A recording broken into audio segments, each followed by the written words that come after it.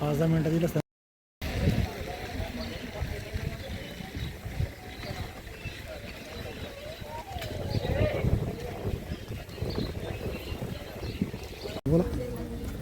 नमस्कार, माझं नाव मीना योगेश गवारी आहे. मी एक सामाजिक कार्यकर्ता पण आहे आणि शिवसेनेची पदाधिकारी म्हणून पण मी कार्य करते.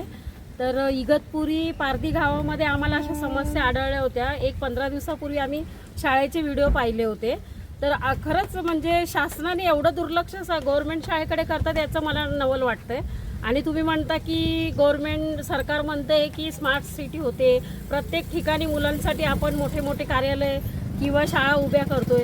तर तुमचं दुर्लक्ष इथे का? इथे तहसीलदार ऑफिसच्या समोर आज सकाळपासून मुलांनी उपोषण केलेलं आहे, पण इथे अजून एकही अधिकारी आलेला नाही आहे. याची खंत मला खूप वाटते. आणि राहिला प्रश्न आपल्या शाळेतल्या या मुलींचा, तर मुलींना शौचालय नाही आहे, बसण्यासाठी शाळेमध्ये वर्ग नाही आहे. 10x10च्या वर्गामध्ये मुली कशा बसणार ते सांगा. आणि विद्यार्थी कसे शिक्षण घेणार?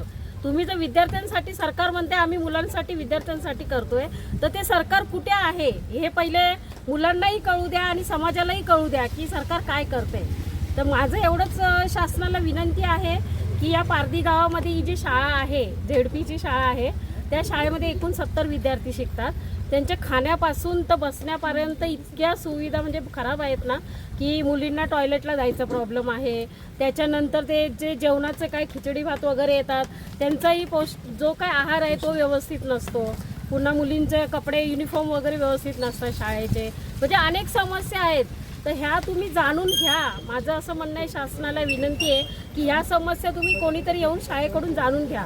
विद्यार्थ्यांच्या म्हणजे म्हणतात ना, एक विद्यार्थ्यांपर्यंत पोहोचण्याचा प्रयत्न तरी करा तुम्ही. एवढं बोलून मी माझे भाषण संपवते. जय हिंद, जय महाराष्ट्र. नाव तुमचं? मीना योगेश गवारी.